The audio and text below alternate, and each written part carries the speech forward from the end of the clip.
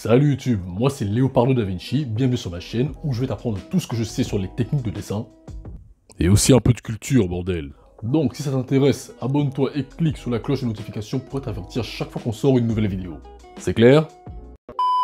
Bon, je pense que je n'ai pas trop besoin d'expliquer ce qu'on va faire aujourd'hui. Vous l'avez vu dans le titre, la miniature et avant l'intro. Aujourd'hui on part sur le Sailor Moon Hydro Challenge. La majorité d'entre vous le savent déjà, mais pour ceux qui l'ignorent encore, en gros le truc c'est de redessiner l'héroïne Sailor Moon dans un style différent de l'original. Et évidemment vous le connaissez, nous les artistes d'internet, on est des malades. Du coup dès qu'on a entendu ça, on est parti en roue libre. J'ai regardé sur Insta et j'ai vu tout un tas de dessins plus stylés les uns que les autres.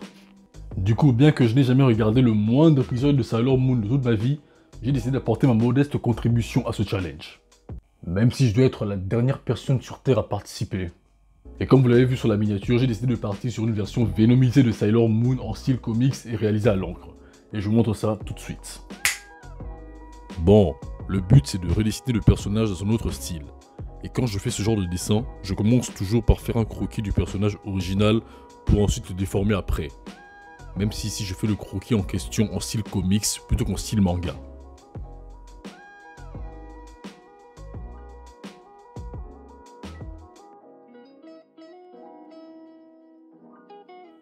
Je pense que vous savez sûrement déjà, les proportions des dessins comics se rapprochent beaucoup plus de la réalité que celles des mangas. Raison pour laquelle ici je fais le visage plus long et plus fin et le menton beaucoup plus arrondi avec des traits beaucoup plus réalistes, voilà, sur le croquis.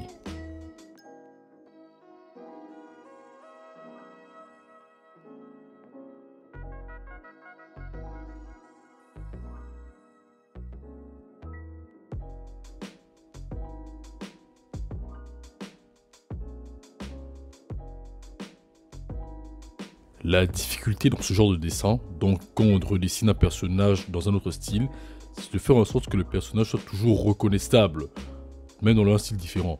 Raison pour laquelle il faut garder tous ces traits caractéristiques, et dans ce genre de situation, tous les objets qu'il porte, les accessoires sont très importants, et c'est sur eux qu'il faut vraiment se concentrer dans ce genre de situation.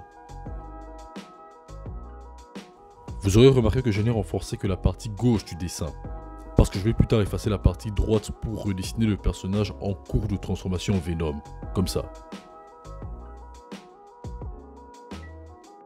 Bien sûr, comme j'ai dit, l'œil, le nez, la bouche avec des proportions plus réalistes. Comme prévu, j'efface la partie droite pour commencer à dessiner le croquis de la vénomisation.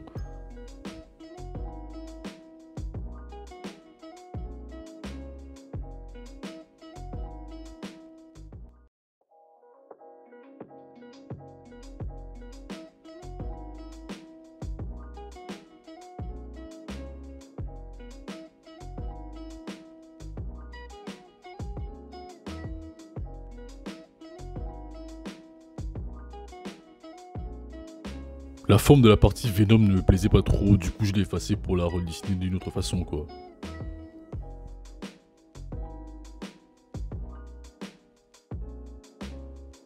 Sans déconner, quand j'ai découvert le challenge, je me suis demandé mais d'où Sailor Moon est suffisamment célèbre pour déclencher un truc pareil?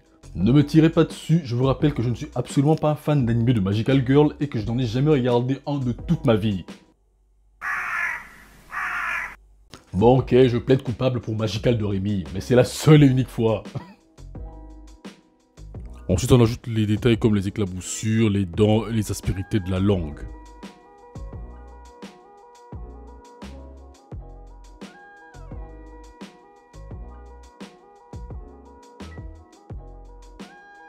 Bon, enfin on passe à l'ancrage, et ceux qui me suivent sur Facebook et Insta le savent très bien.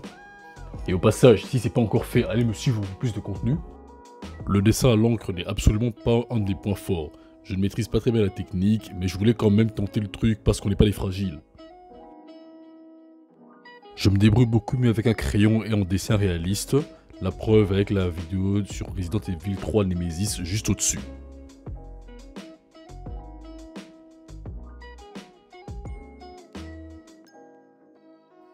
Ensuite avec mon feutre pinceau, je passe au remplissage de toutes les zones de couleurs sombres et des ombres pleines.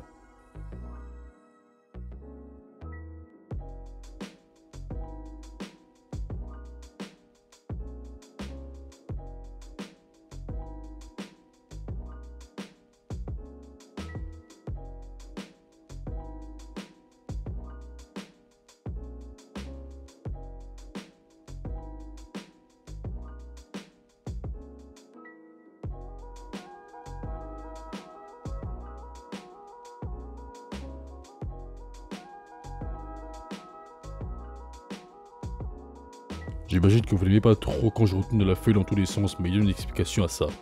En fait, en dessin comics, les traits doivent être nets et francs. Et c'est beaucoup plus facile lorsqu'on suit la courbure de l'articulation naturelle de la main.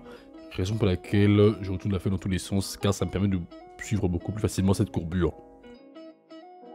Évidemment, on est en style comics, du coup pour faire les dégradés d'ombre, j'utilise le cross-hatching, ou hachure en croix.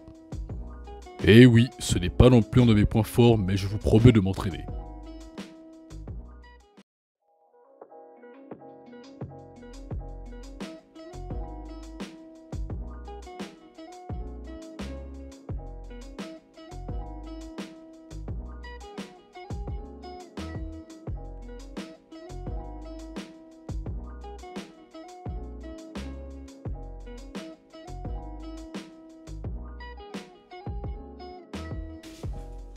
Ok, on a fini. Je suis moyennement satisfait du résultat parce que bon, même si j'aime beaucoup le style comics et le dessin à l'encre, comme je l'ai dit plus tôt, je ne maîtrise pas encore très bien le sujet. Mais bon, de toute façon je vais m'entraîner, ça va venir. Voilà, j'espère que le dessin et la vidéo vous ont plu. Si c'est le cas, laissez un like, abonnez-vous et rendez-vous sur mes pages Facebook et Instagram pour voir plus de mes dessins et me montrer les vôtres. Et surtout, n'oubliez pas de me dire dans les commentaires quel dessin vous voudriez voir pour la prochaine vidéo, ce que vous avez pensé du dessin de cette vidéo et de son format. Merci d'avoir regardé, c'était Leonardo da Vinci, peace!